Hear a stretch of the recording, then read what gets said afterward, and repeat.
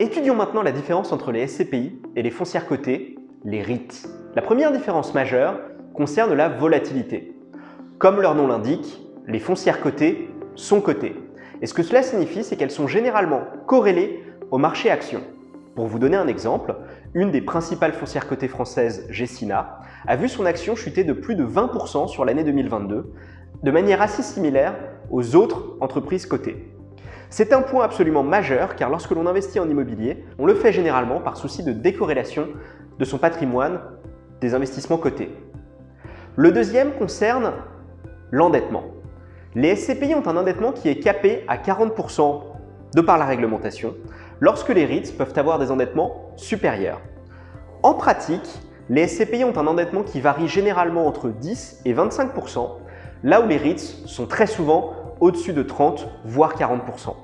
Et cela a évidemment un impact car qui dit endettement dit également variabilité. Niveau performance, les dividendes qui sont versés par les REIT sont relativement comparables à ceux d'une SCPI. Pour revenir sur notre exemple de Gecina, en 2022, celle-ci a versé un dividende qui correspondait à peu près à 5% de la valeur de ses parts. C'est tout à fait comparable avec la performance des SCPI qui évolue généralement entre 4 et 7%. Enfin, côté fiscalité, pour les REIT, c'est le PFU, la flat tax de 30% qui va s'appliquer, là où pour les SCPI, ce sera les revenus fonciers. Côté liquidité, avantage aux REIT évidemment puisque celles-ci sont cotées et qu'on peut donc les vendre quand on le souhaite. Mais il faut bien rappeler que cette liquidité vient au prix de la volatilité accrue de ce type d'investissement. Enfin, avec les REIT, on ne peut pas investir ni en démembrement, ni avec effet de levier.